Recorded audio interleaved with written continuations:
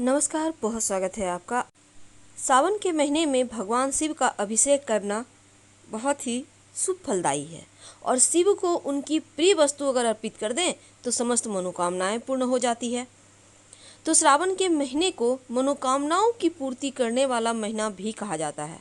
अगर हम शास्त्र के माने तो भोलेनाथ को सावन का महीना अति प्रिय है और जो भी भक्त सावन के महीने में पूरे विधि विधान से इनकी पूजा करता है उन पर भोलेनाथ की विशेष कृपा बरसती है।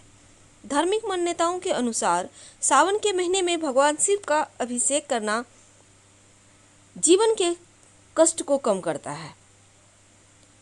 क्योंकि श्रावण के महीने में आप शिव जी को मनाने के लिए बेलपत्र, धतूरा, जल, दूध अर्पित करते होंगे, लेकिन अगर बिल्वपत्र ना मिले तो आप क्या करें?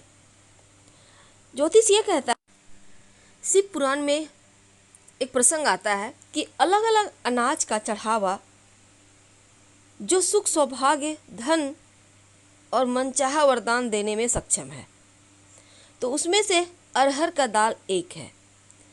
यहाँ तक कि अरहर के पेड़ के पत्तियों को भी शिवलिंग पर अर्पित किया जाता है।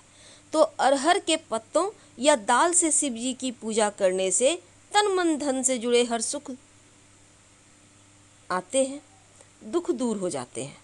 बिल्वपत्र या बेलपत्र की जगह अरहर की दाल भगवान शिव पर चढ़ाएं और नमः शिवाय का जप करें तो महादेव शीघ्र प्रसन्न होंगे, आपकी समस्त मनोकामनाएं पूर्ण करेंगे। दूसरा है चना दाल। कहा जाता है कि बेलपत्र चढ़ाने से ऐश्वर्य, वैभव मिलता है, सारे पापों का नाश होता है और बिल्वपत्र चढ़ाते वक्त यह ध्यान देना जरूरी होता है कि वह कटा-फटा ना हो, खंडित ना हो। पूजा करने की बजाय आप चना दाल से अगर महादेव की पूजा करें तो चने दाल चढ़ाने से शिव जी होते हैं प्रसन्न। खासकर जो अविवाहित लड़कियां हैं, श्रेष्ठ जीवन साथी का सुख मिलता है। तो जो लड़कियां हैं उनको चना दाल शिवलिंग पर आप बिल्वपत्र के बदले भी चढ़ा सकते हैं। तीसरा है उड़द की दाल। अब देखिए, भगवान शिव को प्रसन्न करने के लिए आप कई तरह का उपाय करते हैं। अब शिव जी तो ठहरे भोले भंडारी, आप उनको छोटी से छोटी चीज़ें भी अर्पित करके मना सकते हैं।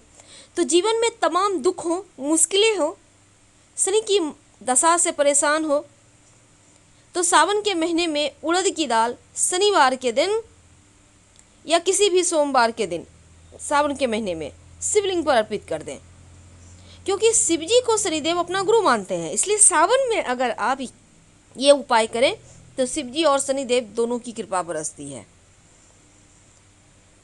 चावल, अक्षत जिसको कहते हैं, अक्षत अर्पित करने से कलह क्लेशों से मुक्ति मिलती है, मन को शांति मिलती है, लक्ष्मी की कृपा बरसती है, धन आता है। बस चढ़ाते वक्त ये ध्यान रखना है कि शिव जी की पूजा में, महादेव की पूजा में शिवलिंग के ऊपर टूटे फूटे हुए खंडित चावल बिल्कुल भी ना चढ़ाएं और चावल चढ़ाते वक्त शिव जी के मंत्र का जप करते रहें। हर एक अनाज, हर एक पूजा, जो भी पूजा करते हैं, नमः शिवाय, नमः शिवाय, नमः शिवाय लगातार कीजिए। अगर खुद के लिए करते हैं तो पूरे परिवार का कल्याण के लिए पूजा कर रहे हैं तो ओम नमः शिवाय का मंत्र का जप करें। तिल, देखिए, तिल का पूजा पाठ में विशेष महत्व है। सावन के महीने में भगवान शिव को काला तिल अर्पित करने का विधान है। आप चाहें तो जल में तिल मिलाकर भी शिवलिंग का अभिषेक कर सकते हैं। पूजा के समय शिवलिंग पर बिल्वपत्र पुष्प की जगह आप काले तिल का प्रयोग करें, यानी कि काला तिल अर्पित करें तो जीवन के समस्त कलह क्लेश समाप्त हो जाते हैं, मानसिक शारीरिक स्वास्थ्य बेहतर होता है और भगवान शिव को भोले भंडारी कहा जाता है। तो उनको प्रसन्न करने के लिए आप मनोकामनाओं की पूर्ति अनुसार वस्तु अर्पित कर सकते हैं। मूंग, हरा मूंग। अब देखिए, हरा मूंग या मूंग की दाल जिसको कहते हैं, भगवान शिव मूंग की दाल को बहुत पसंद करते हैं, उनको बहुत प्रिय है और इसे चढ़ाने से आपकी समस्त मनोकामनाएं ही पूर्ण हो जाती है। बस ध्यान ये रखना है, हर एक वस्तु आप 108 की संख्या में चढ़ाएंगे। आपके लिए अगर संभव हो तो एक एक करके चढ़ाइए और मंत्र बोलते जाइए, नमः शिवाय। सुख ऐश्वर्य बढ़ेगा, समस्त बाधाएं समाप्त होगी। शिव पुराण कहता है कि शिव जी को मूंग चढ़ाने से किसी विशेष काम या मकसद से जुड़ी विशेष मनोरथ पूर्ण होते हैं। तो 108 दाना आपको अर्पित करना। यानी अपनी मनोकामना के अनुसार जो भी अनाज आप अर्पित करना चाहते हैं वो 108 की संख्या में ही अर्पित करना है। आप चाहें तो घर में ही मंत्र पढ़कर हर एक अनाज को आप किसी पात्र में अर्पित करते जाएं और उसको उठाकर ले जाकर पास के किसी मंदिर में शिव जी के ऊपर अर्पित कर दें, तो उससे भी आपका मनोरथ पूर्ण होने की संभावना बनी रहती है। तो अगर मंदिर में भीड़ है, आप नहीं कर पा रहे तो घर में करके ले जाएं, या आप चाहें तो घर में भी अगर शिवलिंग है तो कर सकते हैं।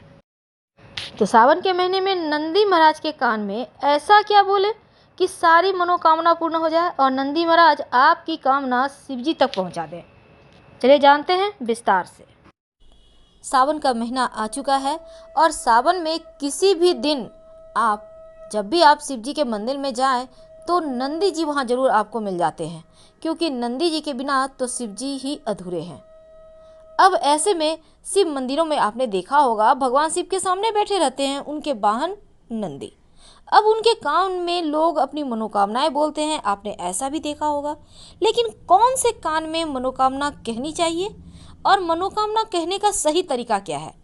क्योंकि आप लगभग हर साल सावन आता है, इसके अलावे भी आप जब भी पूजा पाठ करते हैं तो आप नंदी के कान में मनोकामना जरूर कहते हैं, लेकिन वो पूरी क्यों नहीं होती?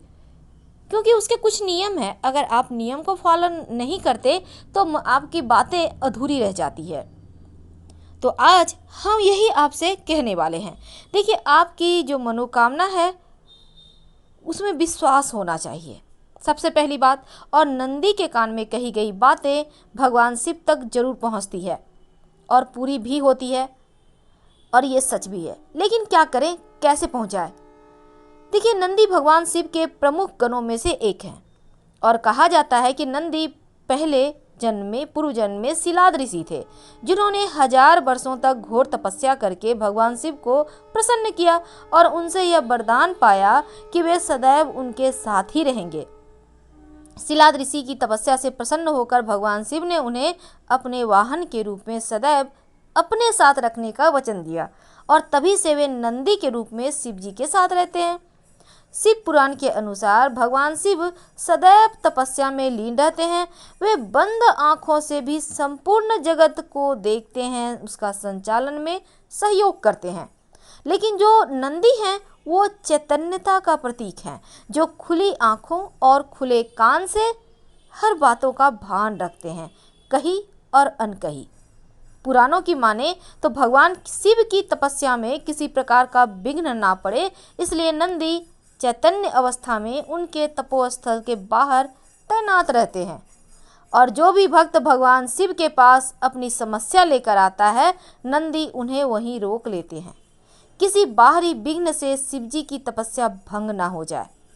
इसीलिए भक्त अपनी बात नंदी के कान में कह देते हैं और शिव की तपस्या से जैसे ही शिवजी बाहर आते हैं तो नंदी उन्हें भक्तों की बातें जस की तस सुना देता है। जैसे ही जिस भी भाव से भक्त ने उनको कही है उसी भाव से सुनाते हैं और शिवजी तक पहुंचाने में कोई भेद नहीं करते। तो सही तरीका क्या है? सबसे पहली बात तो नंदी के कान में आप अपनी समस्या या मनोकामना जब भी कहें तो नंदी के कान में कहने के पहले एक बात ध्यान रखें कि आप सबसे पहले तो अपने हाथों को कवर करें, कान को, अपने मुंह को, क्योंकि कोई आपकी कही हुई बात को सुन न ले। और ये भी ध्यान रखें कि आपके जो बोल रहे हैं आपका मुंह भी कोई ना देखे, यानी पास खड़े हुए व्यक्ति को पता न चले कि आपने नंदी को क्या कहा।